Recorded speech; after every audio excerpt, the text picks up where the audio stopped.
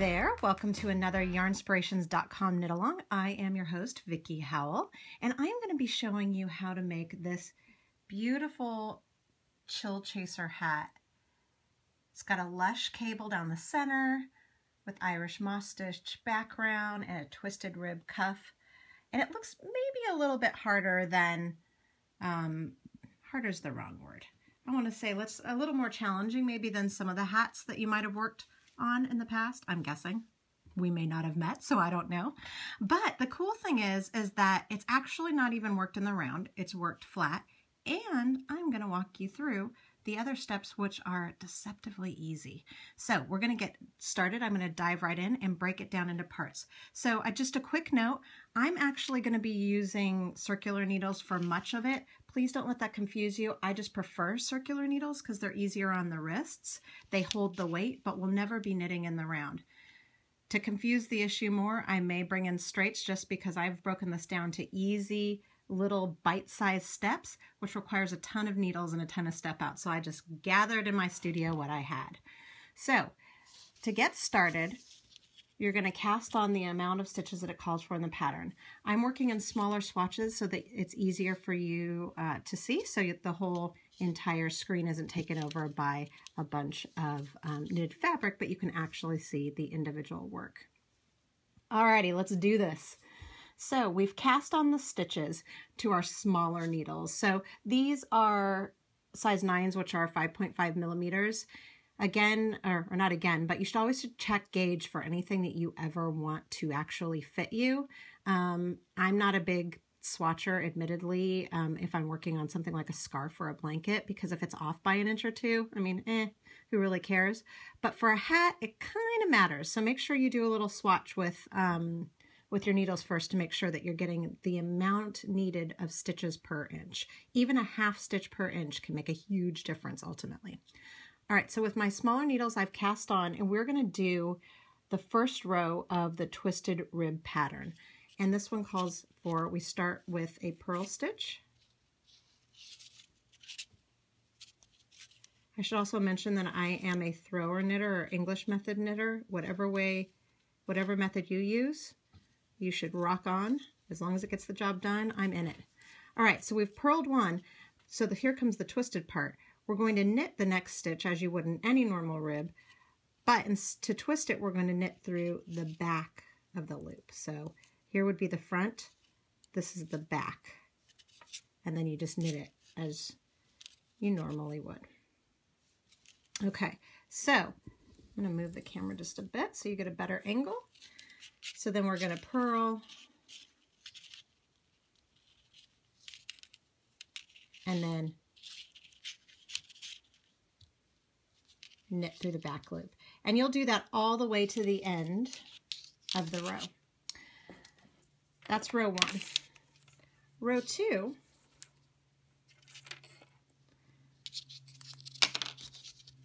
we flip it over, and so the first stitch we're going to knit, but not through the back of the loop, because we're not working on the twisted stitch. On the opposite row, this was purled, and this was just straight up purl. So we're going to straight up knit. But now we're onto our twisted stitch. So we're going to have to knit this purl stitch twisted. So to do that, we bring the yarn to the front of the work, as we always would with a purl.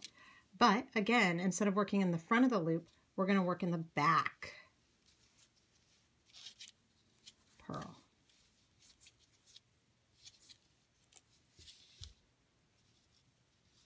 Knit, whoops, bring the yarn to the back, knit that stitch, bring the yarn to the front, purl through the back loop. And you'll continue that all the way to the end, and then just repeat those 2 rows to get the twisted rib pattern. And I'm going to show you, I have a piece done that has been worked continuously. And you can see how cool that twisted rib looks. It's still as stretchy as rib, but it's got just a little more texture. So then the pattern calls for you to work that for 1.5 inches, or 4 centimeters approximately. And then there's what's called a turning ridge. And to do that, it's just straight purl all the way across. And I won't show you how to do that because we've just purled, so I think you know how to purl. So you're going to purl all the way across, and that'll give you the ridge for what's later going to be that brim that folds over. So once you've done that, then you're going to continue following the pattern. It actually has you start on a row 1, so it actually switches it up. You can see here how they don't exactly match. It's because we're going to be folding it. So again, you're still doing row 1 and row 2 to create the twisted rib. Just follow the pattern along for which row to do when. All right, so we've got the brim, and now we are ready to set up to start the body of it. But to do that, the pattern calls for you to increase on that last twisted rib row, which is the second row. Now, just to refresh your memory, the second row is what I just showed you, which was knitting 1 and then purling through the back loop. But to increase, I always suggest, so it doesn't say in the pattern what increase to use. So, you know, via con Dios, whatever works for you is fine. I prefer to not increase in twisted stitches. So that's going to mean that I need to increase in the purl. I don't really want to increase on my edge stitch. No particular reason, I just don't like it. I think it shows the bulk a little more. So I'm going to go to this next one. And it says to work them evenly across, so you can kind of just fake it till you make it. You can do the math if you're a mathy person, but it really doesn't matter. You just want to make sure that they're sort of, you know, ish across evenly. So I'm going to increase this way. So I'm doing the purl, and remember we're on the regular purl side. We don't have to twist it. And then, so I've purled the stitch, and then I'm going to knit that same stitch. And I've just created this stitch. And I'm going to continue in that twisted rib. So this was a knit through the back loop, purl, and I'm going to keep going.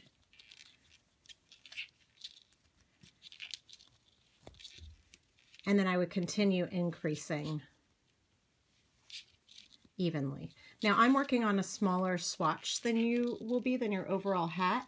So you need to actually increase, I believe it's 8 stitches, but I won't be increasing that much just because it's not necessary for my swatch. But I do want to show you one more time how I did the increase. So I'm going to, this looks like as good a place as any, purl this stitch and then knit in the same stitch to create that too. And then just continue working.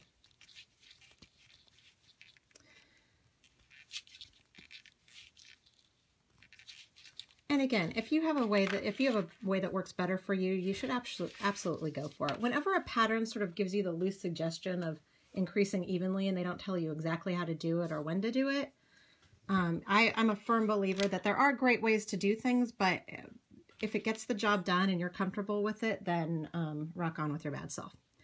All right, so our next step is going to be to work on the body, and for that we're going to need to switch to larger needles. All right, let's introduce our larger needle and get started on the body of our beanie.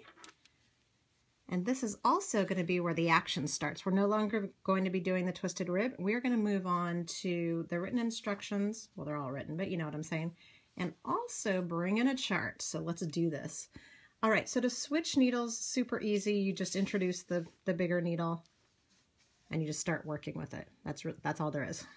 So we are going to start with the Irish moss pattern, which if you've ever worked seed pattern is very similar. You just do 2 rows of each variation instead of 1 and 1. And I'll show you what I mean by that.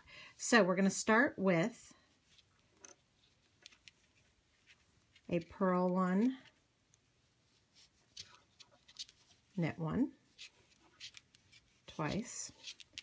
And again, I'm working on a swatch version, so yours will be larger. And then it says to purl one more, and this is just to keep you in the moss stitch pattern. I prefer to put a stitch marker where my cable pattern is going to be. So you would do this for this particular hat. There are, I believe, 3 cables in it. So you would want a set of stitch markers for each cable one. That's not called for in the pattern. If you don't have it, it's not a big deal. You could use waste yarn or skip it at all. That's just something that I like to do because then I don't have to think about it. I know that I'm just going to be doing that moss stitch pattern, which I'll be showing you along the way until I get to the markers. All right, so now we're going to work the first row of the chart, which is this one. So we can see from here that our first stitch is a purl, and that's going to what that's going to do is make the cable pop out. It's just sort of a setup stitch. And then we're going to do a cable right for front, and I'll show you, don't worry. And then 1 knit stitch, and then the cable right for back, and then another purl stitch. So let's do this thing. So this is actually a great cable to start with if you've never worked it before, because it's over a small amount of stitches at a time. You can do it with any kind of cable needle that you want. So for this particular cable, the CR4F, you're going to take the first stitch on your left-hand needle, slide it onto the cable needle, and let it fall to the front. Then you're going to knit the next 4 stitches.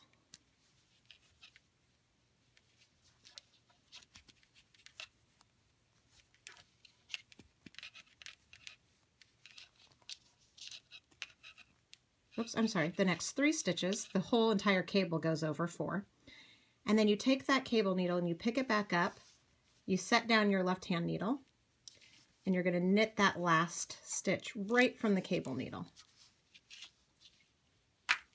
And you've just made your first cable. It'll show a little bit better as we progress further and we have more of the body created.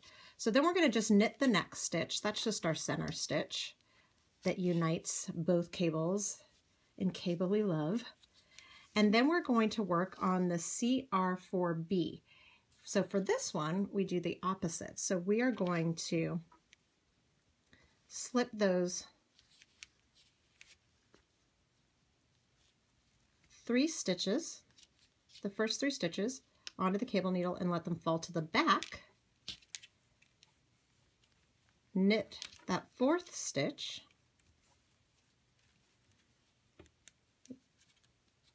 let our left-hand needle just hang loose for a second, and then knit the next 4 stitches, excuse me, I keep saying that, the next 3 stitches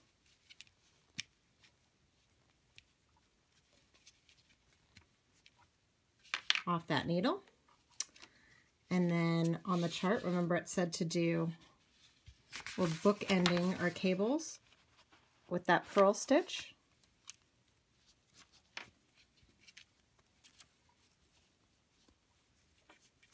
There's our next one, our next cable. And then I'm going to just bookend it with a bookmark, or with a stitch marker, just so I know. And that, my friends, is as hard as the entire pattern gets. You did it, no big deal. The rest of the chart is really just plain old knits and purls for the next 3 rows. I'm going to walk you through it, but I just wanted you to know, like, if you were in it and you want it right there, you, my friend, have this hat mastered. All right, from there, the pattern says after you work the first row of the cable, you're going to purl 1, and then you're going to knit 1, purl 1 to the end. And this is just, we're back to our moss stitch pattern. And we are almost completely transferred onto our bigger needles at the same time. I mean, we're pretty amazing right now. transferred from one size to another. We cabled at the same time. We added stitch markers. Knit one, purl one, knit one. What did I just do? Purl one, knit one, purl one, knit one, purl one. Okay, excellent. All right, and so then we want to make sure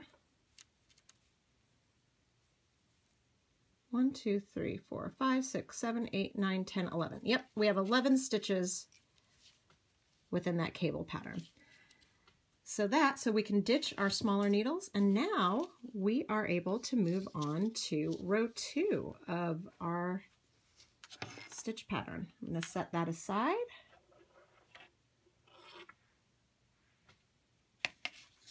And move on to this next one. So just so it's not confusing, this was our row 1, work to the end, I flip it over. You can set aside your cable needle for a bit. You will only need your cable needle on row 1 of this particular stitch pattern. So row 2. So we're doing moss pattern. In traditional seed stitch, we would now work the opposite. So this is clearly a knit stitch. You can tell because it looks like a little upside down raindrop. So you would do the opposite for seed stitch. Well, Irish moss stitch doubles it down. So we're going to do 2 rows of knits and 2 rows of purls, and we'll alternate on every right side row. So the cool thing about the wrong side row is that you really just have to read the stitches. You don't really have to even think about it. So this is a knit stitch, so I'm going to knit it again.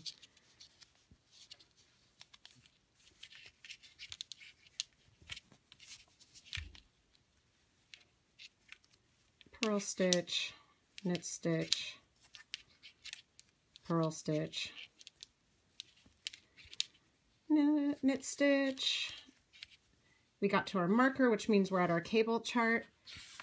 We're going to continue just reading the stitches and do it as they appear. We're just going to work them exactly as they look, but I want to show you. This is second row. So on the wrong side, this little symbol means to knit. See, knit on wrong side. And we are on the wrong side of the work. And the empty square means to purl on the wrong side. So that means that we are just going to slip my marker.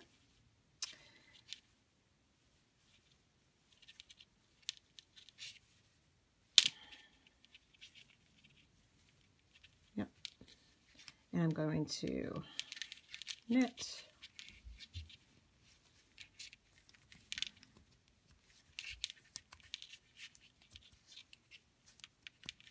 Purling across. These are all the stitches on the right side that were cabled.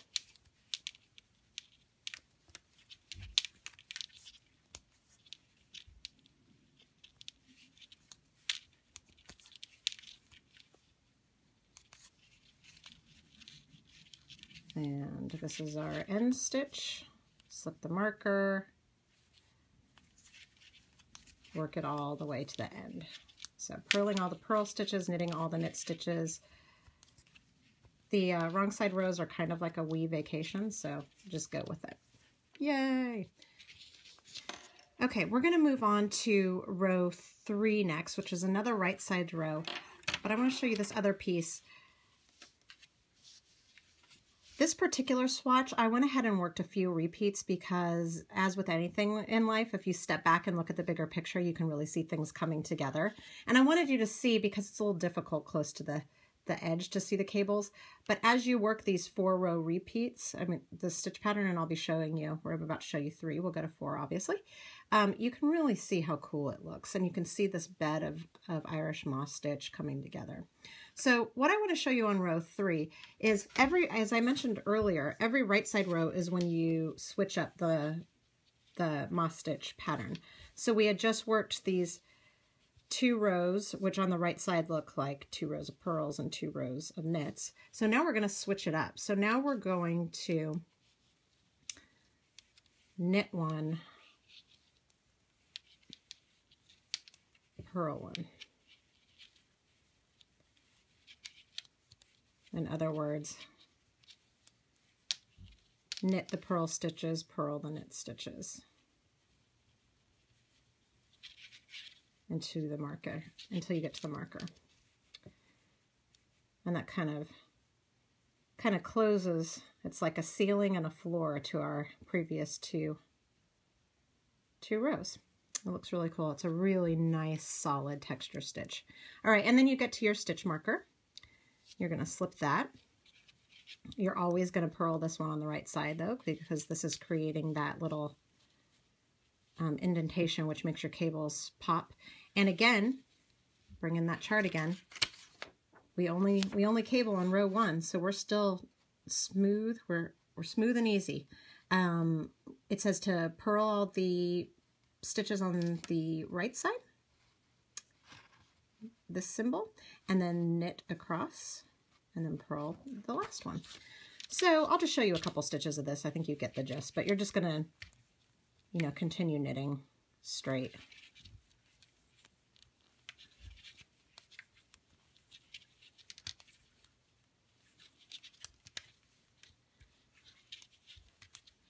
Across. And in case you're wondering why, you know, why this works this way for cables, because you're doing crosses in fabric, you have to actually create the fabric to cross. So you need to create that straight bit of fabric so that you can twist it. If you didn't have that length there, there'd be nothing to twist. So that's sort of what we've done there. And you would just continue across the row as the pattern calls for. Again, you've got your cable pattern, and then you've got your moss stitch pattern. Row 4 is worked exactly like row 2 was. You're going to knit all the knit stitches and purl all the purl stitches. So it's as easy as that. Okay, so you're going to continue as the pattern calls for, just doing everything that I showed you, the 4 rows. Cable action only happens on row 1. You know what to do for the other 3 rows. And now we're going to talk about shaping the top.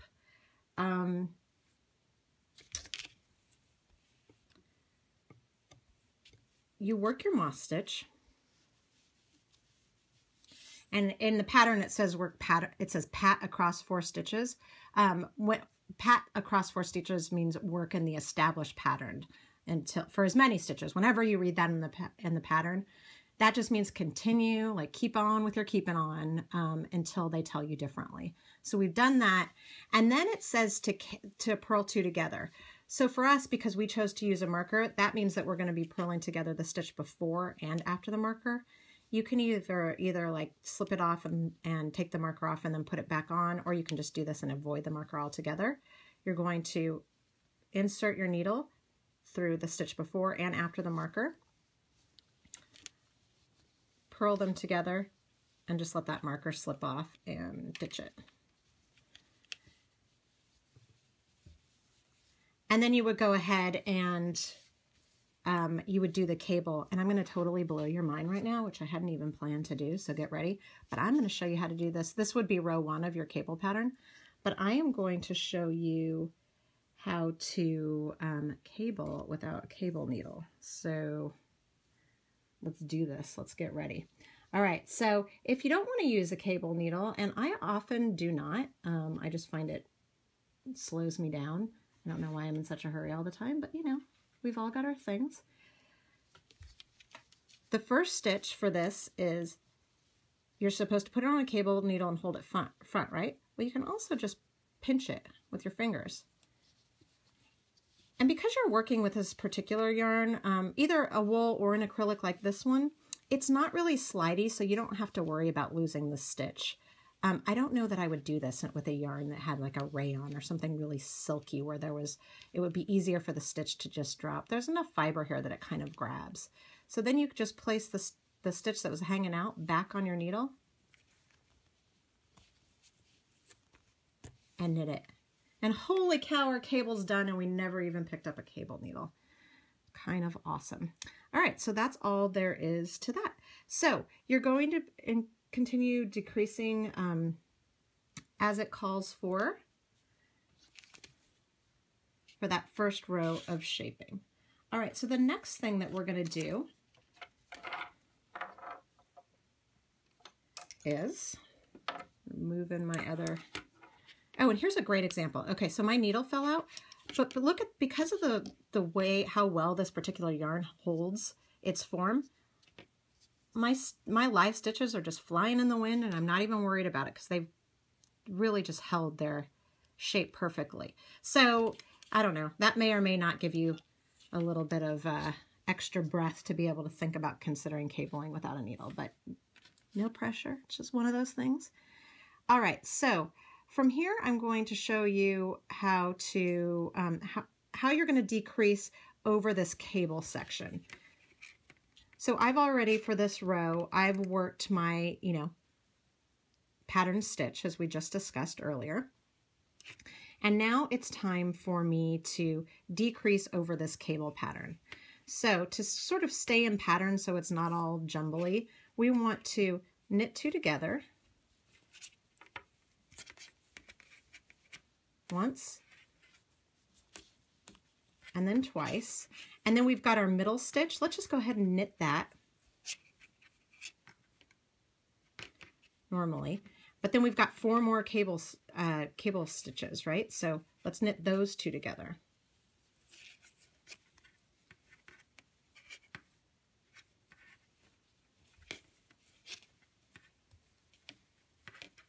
And what that did, let me get you a little more light here. What that did is that created an almost unnoticeable decrease over that cable pattern. It really still looks beautiful. You have to really look closely to see that we've narrowed the shaping at the top. And it was really simple. There was nothing different about it, just knit 2 together. But it's all placement, and that's a lovely thing about design with knitting. Okay, so the next thing I want to show you is we've done those decreases. Let's scoop this out of the way. Yarn everywhere.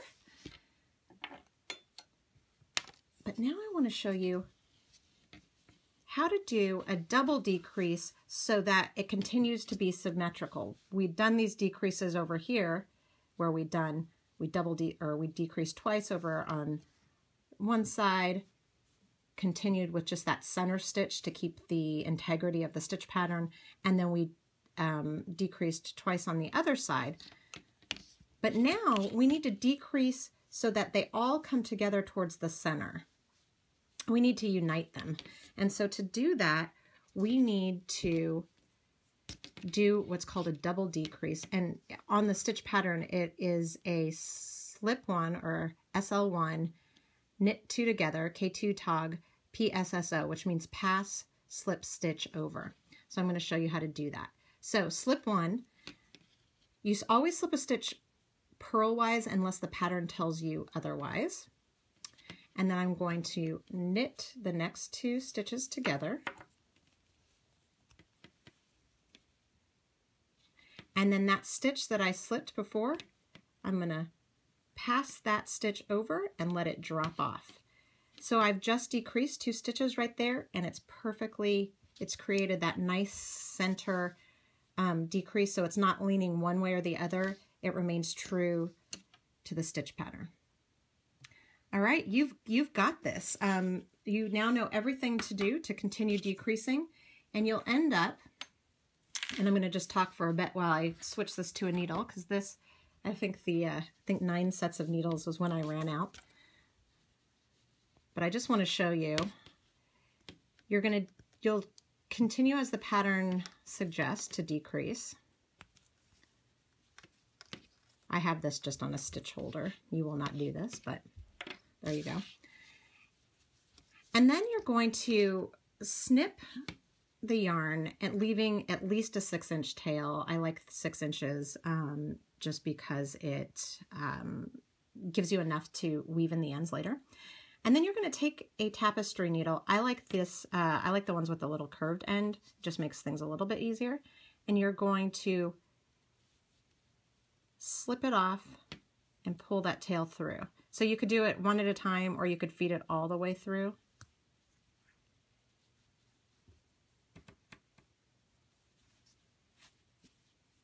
And then cinch it up. And then from there, all you have to do, You know, I'm going to modify something I just said. So I normally would do, if we were knitting in the round, I would do a 6-inch tail, but let's go ahead and use the exact same tail that we were working with to seam up the back. So I would go ahead and probably at least double that. I would do a 12-inch or maybe even an 18-inch tail. Just do a long tail. Don't worry about measuring it. And then from there, you can just begin seaming in any way that you see fit. Because this is such a chunky yarn and it's a super texture stitch, you don't even really have to worry about, I'm going to pull on the finished hat, about your seaming method. I mean, I dare you to find where the seam is in this because it's so lush, which is so great about this project because it looks like it's kind of, you know, a little bit higher level. And look, it is, but it's definitely, it definitely looks more difficult and impressive. And frankly, I like things like that. I like things that are deceptive and mysterious. Okay, the last thing that you'll do is you'll make a pom-pom in any method that you see fit. I have pom-pom makers. I don't know if you've seen them. Clover makes them. But you can also just use your fingers wrapping yarn around them. You can use a fork. You can go on Pinterest and see whatever I swear there's a new way every day to make a pom-pom. So just put a pom on it. That's all we ask. So that's it. You've got this great hat. And honestly, this is a go-to gift for the holidays because it doesn't take a long time. It's chunky, but it's head turning. And you can either wear it like this or give it as a gift like this on its own, or join us over the next couple weeks to make the matching mittens and cowl. All right, I hope you feel well on your way to make this hat. If you have any questions, please just tag me at Vicki Howell or post on the yarnspirations.com website or on my or on their Facebook page or on mine. Again, this is Vicki Howell for yarnspirations.com. All right, happy knitting, guys.